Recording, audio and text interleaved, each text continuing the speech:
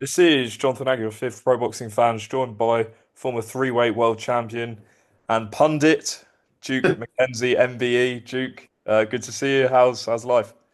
Champ, thanks for inviting me on again. I appreciate it. Life's pretty good. Life's pretty good. No complaints. I just another walk with my boy, and you know what? I live quite a privileged life, I think, because I can go out for walks with my dog whenever I want. It's beautiful. He's like my therapist. Yeah. Well, especially now the weather. Well, I was going to say the weather's getting better, but not great where I am. But Where are you? Where are you? I'm in North London, so Okay. yeah, a few showers. But it was certainly good weather in Riyadh this past weekend, and Okay. some great fights. Let's start with the heavyweights because that was a major talking point throughout the week. Obviously, Martin Bakole stepping in to fight Joseph Parker and got stopped in the second round. Did you expect that to happen, Duke? No, I like everybody else. I hope that Bakole would put up a good fight and pull off another one of his remarkable victories. But you know, and I know, the poor guy had been living in Burger King since the last fight, and 315 pounds. He had something like an 18-hour flight, which he had to cope with. I don't know if you know, but that really takes a lot out of your legs when you're when you've been on an airplane for that kind of sort of time, and when you rely on your footwork and you rely on your mobility, then that's not going to help you. So I feel a little bit sorry for the guy. Don't get me wrong; he's got well paid, but it kind of sets him back a little bit. Not too much though, because he's liked by quite a lot of people. I think he's liked particularly by Turkey El Sheikh. I think he likes him, and I think he's going to pull him back in and get him a big fight in May, which he promised him. So he hasn't really lost out too badly. Yeah, because I've seen obviously since the fight, people's Eddie Hearn said in hindsight he shouldn't have really been in the ring, but go on fight week. I guess everyone was sort of saying that this is the perfect replacement. So do you agree in the sense that looking back, maybe he shouldn't have fought, or do you think he was right to step in? Well, he didn't really have a lot of choice.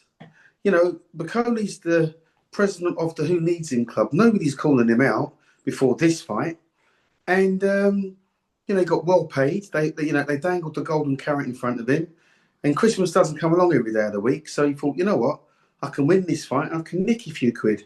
Okay, he didn't win the fight, but he's nicked a few quid. It hasn't really damaged his reputation too badly because he'll come again, I'm sure, and hopefully, I don't know if he'll get a chance to put the right wrong, but he's going to knock somebody out again because when he's fit, he's on when he's on his game, he's a handful for anybody. But obviously, Joseph Parker started with an unfair advantage, and Parker was being totally professional about it. Don't get me wrong; he just went in there and done a job.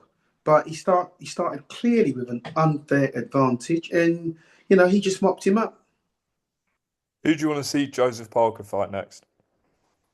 In an ideal world, Daniel Dubois, Hmm. because that's the fight that had been made. Unfortunately for Dubois, he got ill, had to pull out of the fight, which is understandable. I've been in a situation like that myself in my career, and it's just unavoidable.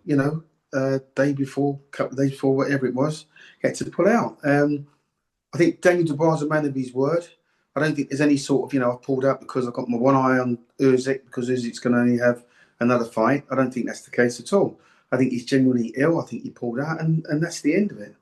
Which fight was that when you mentioned in your career that you had a similar situation? Which fight was that? When I was going to defend my world flyweight championship for the first time, I should have fought. I think I should have fought a guy called Juan Herrera, and then he pulled out a couple of days before. Then I got me a guy called Tony DeLuca, who's sadly no longer with us. He sadly passed on. But he stepped in as a late replacement, I'm told, about a week before.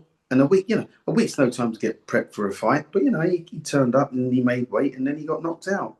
That's how this is how these things unravel. Yeah. Like when your opponent pulled out and then you had a late replacement, like how did that affect yourself in terms of like preparing for someone new?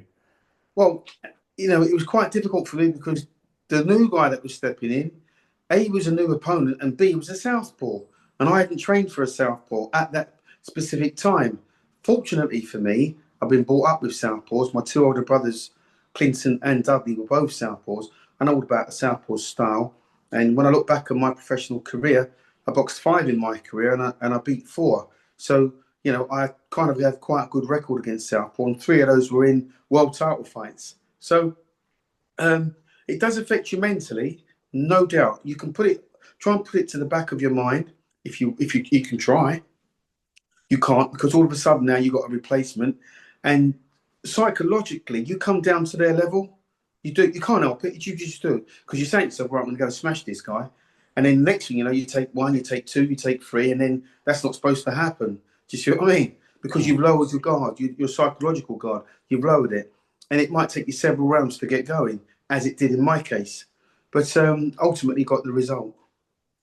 Do you want to talk about, before we get on to the main event, the other light heavyweight fight between Callum Smith and Joshua Buatsi? What did you make of that fight? Well, wasn't it an old-fashioned barnstormer, as they call it? You couldn't have asked for more. I, for one, had Buatsi. I thought Buatsi would win and tipped him to win that fight. But Smith, from where he got it, I don't know. He turned back the clock. It was nip and tuck. Buatsi hit him, he hit him back.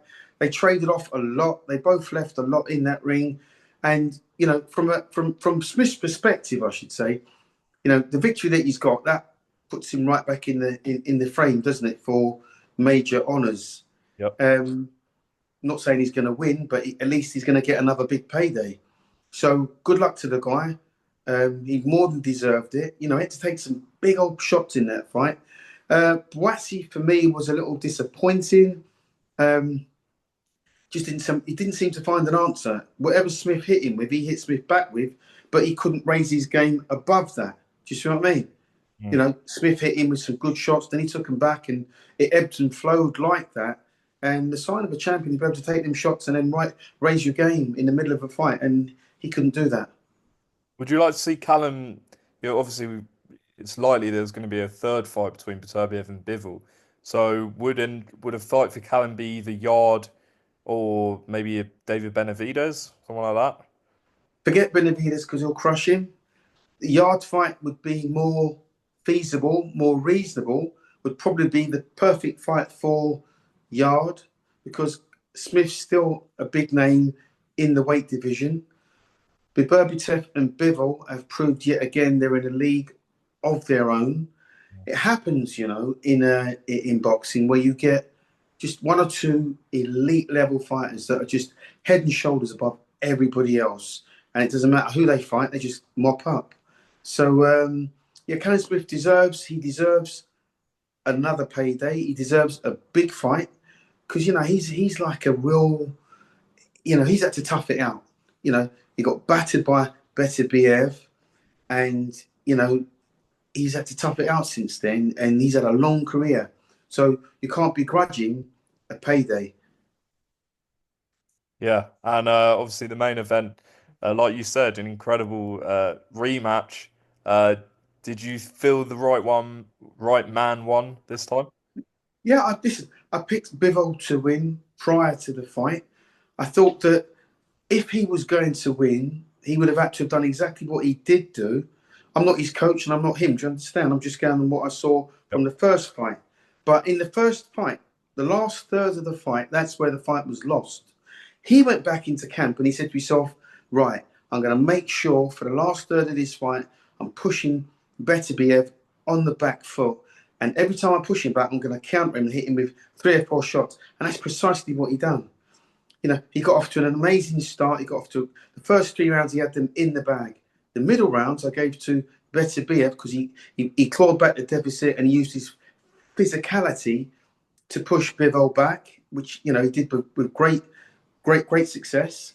But then Bivol went to another level in terms of fitness, stamina, and his punch output for the last 3 rounds. He never stopped throwing shots, but there was a lot of head movement. There was a lot of lateral movement.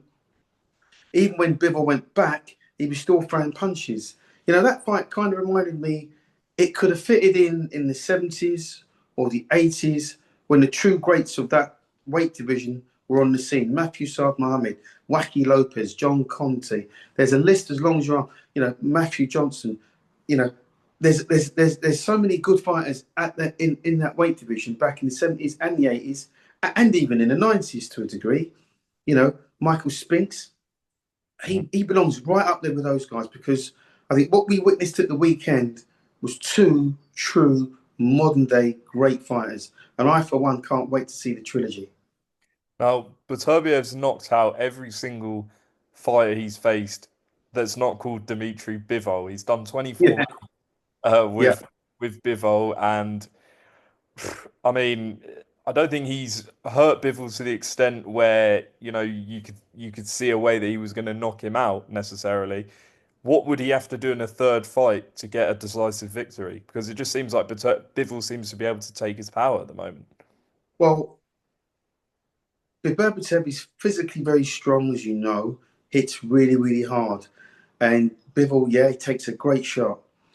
What does he do to gain victory in the next fight? Well, that's quite simple. He's got to hit Bivol on the chin and keep him there and nail him again and again and again. My worry for Beterbiev now is that he's had two really hard fights back to back, no respite in between. He's 40 years of age. I don't care what anybody says. Hard fights catch up with you, and they can catch up with you literally overnight. Would he grow old overnight? I hope that's not the case because I want these two to fight again and have another barnstormer, as the latest saying goes. Everybody's using that word, barnstormer, but I'm sure that means it's going to be some kind of a heroic fight with heroic efforts. But I'm almost certain that if they fight again, then Bivol wins again. It's 1-1 now in the series. The trilogy is going to be set. This Turkey El Sheikh is going to make sure these guys go at it again. I hope that Beterbiev doesn't go a different route or moves up in weight or takes a lighter defense in the meantime. But this fight, the turnaround in this fight was so quick from their first fight. There's no reason why any of them should be sitting on the fence and going, you know what, I need to have a warm up fight. They don't need a warm up fight. Like I say, it was pleasing to see two elite boxers. They didn't just go at it. It was all educated. It was all precise. It was all pinpoint.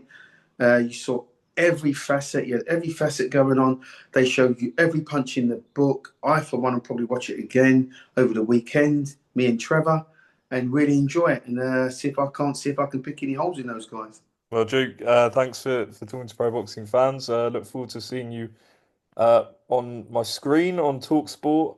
Obviously, you were there earlier today, so people can check that out as well. But yeah, Duke, all the best, and I'll speak to you soon. Thanks again for inviting me on. I appreciate it. God bless. Have a great day.